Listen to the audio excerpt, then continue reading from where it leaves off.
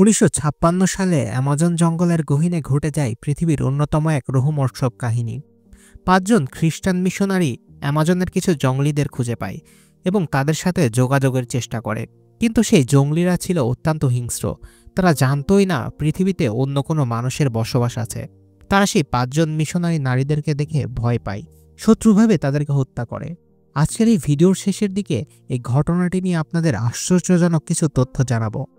তার আগে সেই জঙ্গলি জাতি সম্পর্কে আপনাদের বোঝা দরকার, জানা দরকার তাদের জীবনযাত্রা, তারা কিভাবে বেঁচে থাকে, আর আপনাদের দেখাবো তাদের প্রিয় খাবার বানর শিকার থেকে শুরু করে সেই খাবার তাদের প্লেট পর্যন্ত কিভাবে আসে।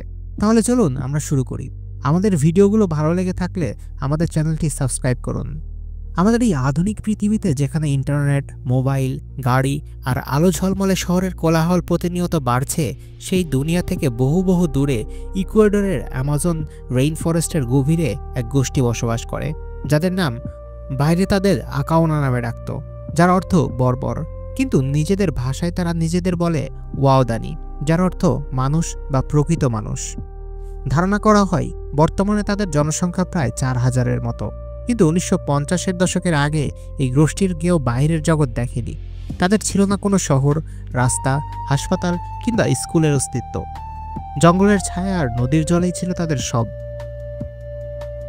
শৈশব, যৌবন আর বৃদ্ধ বয়স। তাদের জীবন সময়ের সরলরেখায় চলে না, চলে প্রকৃতির চক্রাকার আবর্তে।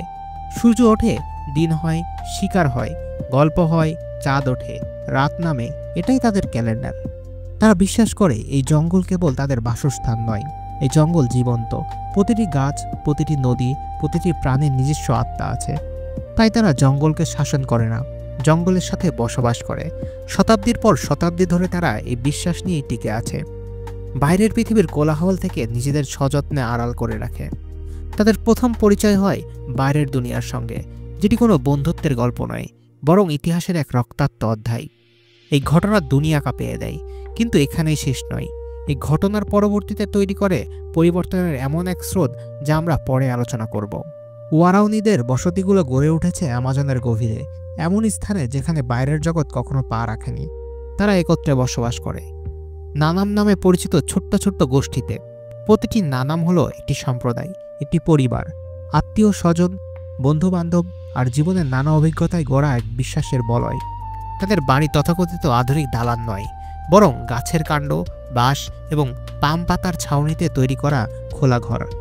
ঘরের চারপাশের দেওয়াল থাকে না, কারণ এই চাঁদের কাছে প্রকৃতি দেওয়াল, প্রকৃতির ছাদ আর বাতাসি জানালা। রাতে তারা হাতে বোনা ঘ্যামকে ঘুমায়, আর দিনের বেলায় এই খোলামেলা ঘরই তাদের সামাজিক কেন্দ্রবিন্দু। ওয়ারনি সমাজ মূলত সমতাবাদী। তাদের কোনো আনুষ্ঠানিক নেতা বা রাজা নেই। গোষ্ঠীর সবচেয়ে অভিজ্ঞ শিকারী বা সবচেয়ে প্রবীণ ব্যক্তি হয়তো সিদ্ধান্ত গ্রহণে কিছুটা প্রভাব রাখেন, কিন্তু চূড়ান্ত সিদ্ধান্ত আসে সবার আলোচনার ভিত্তিতে। তাদের জীবন পুরোপুরি নির্ভর করে প্রকৃতির ওপর। খাদ্য, পানি, ঔষধ সবই জঙ্গলের মধ্যে। তারা শিকার করে, কিন্তু সেই শুধু পেটের জন্য নয়। কোনো কোনো দিন কিছু না পেরে তারা ক্ষুধা নিয়ে অপেক্ষা করে, কিন্তু কখনো অতিরিক্ত মেরে জঙ্গলের ভারসাম্য নষ্ট করে না। তাদের প্রধান অস্ত্র একটি দীর্ঘ ব্লোগান বা ফ্রুনল, যা উমে নামে পরিচিত। এটি তৈরি হয় বিশেষ ধরনের পাম কাঠ থেকে, আর তীরের মাথায় থাকে এক প্রকার বিষ, যার নাম কিউরারে। এই বিষ তৈরি হয় গাছের ছাল, বিশেষ লতার রস এবং বিষাক্ত ব্যাঙের নির্যাস মিশিয়ে। এই বিষ শিকারের মাংসকে প্রভাবিত করে না, শুধু তার স্নায়ুতন্ত্রকে অবশ করে দেয়। ওরাউনি সমাজের নারী পুরুষদের কাজ আলাদা, কিন্তু সমান সমান। নারীরা ফলমূল, বাদাম খাবার প্রস্তুত করে, শিশুদের যত্ন নেয়, চিচা নামক এক বিশেষ পানীয় তৈরি করে। পুরুষেরা তাই শিকারে, বন কাটে, বাড়ি তৈরি করে। তবে সবচেয়ে গুরুত্বপূর্ণ কাজ একটি গোষ্ঠীকে একসঙ্গে রাখা, এটি সবাই মিলে করে। শিশুরা ছোট থেকেই শেখে গাছে ওঠা, নদীতে সাঁতার কাটা, গুলতি ছোড়া, গাছ চেনা, প্রাণী শনাক্ত করা। তাদের নেই কোনো স্কুল, কিন্তু তাদের শিক্ষা হয় গাছের নিচে, নদীর তীরে, হাঁটতে হাঁটতে কিংবা আগুনের পাশে বয়োজ্যেষ্ঠদের গল্প শুনে। প্রতিটি গল্প এক একটি পার্ট বেঁচে থাকার কৌশল, পুরনো অভিজ্ঞতা বা কোনো মহাবিপদের স্মৃতি। প্রকৃতি তাদের বই, আর অভিজ্ঞতাই তাদের শিক্ষক। এখন আপনাদের বিস্তারিত দেখাবো কিভাবে তার একটি বানর শিকার করে। আপনি যদি মনোযোগ দিয়ে দেখেন, আপনার মনে হবে যেন শিকারটি আপনি নিজেই করছেন, তাদের সঙ্গে রয়েছেন। আজ জঙ্গলে ঝুম বৃষ্টি হচ্ছে, কিন্তু কিছু করার নেই। খাবার প্রায় শেষ, বাইরে শিকারে যেতে হবে, আর তার জন্য দরকার নিখুঁত প্রস্তুতি। প্রথম কাজ বিষ সংগ্রহ করা। গোষ্ঠীর কয়েকজন পুরুষ বেরিয়ে পড়ে কিউরারে লতা সংগ্রহের জন্য। এটি অ্যামাজনের এক দুর্লভ উদ্ভিদ। তারা গাছের গা বেয়ে ওঠা সেই লতার ছাল সংগ্রহ করে গ্রামে ফেরে। এরপর শুরু হয় বিষ তৈরির রহস্যময় প্রক্রিয়া।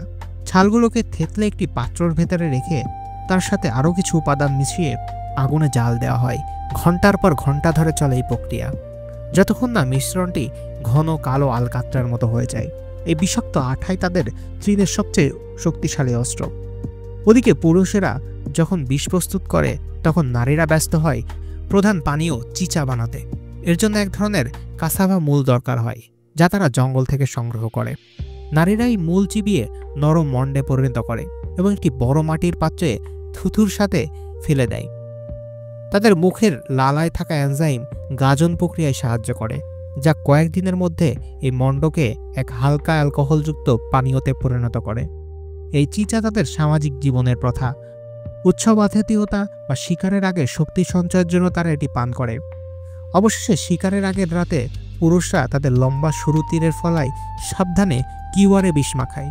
প্রতিটি তীরে বিষ মাখানোর সময় তাদের চোখ মুখে থাকে গভীর মনোযোগ। একটি ছোট্ট ভুল মানেই শিকার হাতছাড়া। ভোর হয়েছে, শিকারীরা তাদের ব্লোগানার বিষাক্ত তীর নিয়ে নিঃশব্দে নৌকায় ওঠে। অ্যামাজনের আঁকাবাঁকা নদীর তাদের ছোট নৌকা ভেসে চলেছে শিকারের খোঁজে। চারদিকে ভোরের কুয়াশার আর জঙ্গলের অন্ধকার। তারা বানর খোঁজাখুঁজি করছে। একজন শিকারী হঠাৎ মুখ দিয়ে বানরের মতো অদ্ভুত শব্দ করতে শুরু করে। এটি একটি ফাঁদ। জঙ্গলের বানররা এর ডাক শুনে নিজেদের দলের সদস্য ভেবে ভুল করে সাড়া দিয়ে ফেলে। শিকারীরা কান পেতে সেই শব্দের উৎস শোনার চেষ্টা করে। অবশেষে গাছের উঁচু ডালে একদল বানরের সন্ধান মেলে। নৌকা তীরে ভিড়িয়ে তারা নিঃশব্দে জঙ্গলে প্রবেশ করে। পায়ের নিচে শুকনো পাতার ওপর দিয়ে হাঁটার সময় প্রায় কোনো শব্দই হয় না। তাদের চোখ স্নাইপারের মতো, এক পাতার দুলুনি থেকেও তাদের শিকার উপস্থিতি বুঝতে পারে। একজন শিকারী একটি বানরকে লক্ষ্য করে তার দীর্ঘ ব্লোগানটি তাক করে। প্রায় নিঃশব্দেই ছোট্ট তীর তীব্র গতিতে ছুটে যায় বানরের দিকে। বানরটি কিছু বুঝে ওঠার আগেই বিষ তার শরীরে ছড়িয়ে পড়তে শুরু করে। কয়েক মুহূর্তে ছটফট করে সে উঁচু ডাল থেকে মাটিতে পড়ে যায়। অবশেষে শিকার সফল। কিন্তু ওয়ারনিরা উল্লাস করে না, তারা শিকারকে সম্মান জানায়। তারা বিশ্বাস করে এই প্রাণীটি তাদের জীবন বাঁচানোর জন্য নিজের জীবন উৎসর্গ করেছে, তাই তার আত্মাকে ধন্যবাদ জানানো তাদের দায়িত্ব। তারা শিকার নিয়ে গ্রামে ফেরে। এখন বানরটিকে রান্না করার সময়।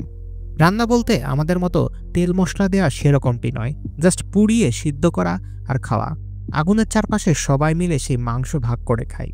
এটি শুধু একটি ভোজ নয়, এটি তাদের একতার, টিকে থাকা এবং প্রকৃতির প্রতি কৃতজ্ঞতার এক সামাজিক উৎসব। বন্ধুরা, ভিডিওতে শুরুতে যে 5 জন মিশনারি হত্যার কথা বলেছিলাম, তা কিন্তু এদের পূর্বপুরুষরাই করেছিল। সেই সময়ে বাইরের জগৎ সম্পর্কে তাদের অজ্ঞতা আর ভয় এই নির্মম ঘটনার জন্ম দিয়েছিল। কিন্তু গল্পটা এখানে শেষ হতে পারত, কিন্তু হয়নি। ঘটনার কিছুদিন পরেই নিহত মিশনারি নেট সেন্টের বোন র্যাচেল সেন্ট এবং জিম এলিয়টের স্ত্রী এলিজাবেথ এলিয়ট এক অবিশ্বাস্য সিদ্ধান্ত নেন। তারা তাদের জীবনের ঝুঁকি নিয়ে আবার সেই জঙ্গলে প্রবেশ করে। ওয়ারিনারদের খুঁজে বের করেন। সাথে ছিল এলিজাবেথের ছোট্ট মেয়ে। নারী ও শিশু দেখে এবার তারা আর আক্রমণ করেনি। এই 2 নারী সেই জঙ্গলে তাদের স্বামীদের হত্যাকারীদের গ্রামেই বসবাস শুরু করেন। তারা ওয়ারিনারদের ভাষা শিখেন, তাদের চিকিৎসা করেন এবং তাদের সাথে বন্ধুত্ব স্থাপন করেন। কিভাবে এই 2 নারী তাদের স্বামীদের হত্যাকারীদের মন জয় করলেন, কিভাবে কয়েক দশকের ব্যবধানে সেই হিংস্র জাতিটি ভালোবাসার সংস্পর্শে এসে বদলে গেল, আর নিহত পাইলট নেট সেন্টের ছেলে স্টিভ সেন্ট কীভাবে বড় হয়ে সেই ওয়ারিয়রদের সাথে বসবাস শুরু করেন এবং তাদের পরিবারের অংশ হয়ে ওঠেন। এই পুরো ঘটনাটি আধুনিক ইতিহাসের সবচেয়ে বড় ক্ষমা এবং রূপান্তরের এক অবিশ্বাস্য কাহিনী। আপনারা যদি রোমাঞ্চকর এবং হৃদয়স্পর্শী গল্পটি বিস্তারিত শুনতে চান, তাহলে অবশ্যই আমাদের কমেন্ট করে জানিয়ে দিন। আমরা খুব শীঘ্রই আপনাদের জন্য সেই ভিডিও নিয়ে আসব। আমাদের সাথে থাকার জন্য ধন্যবাদ।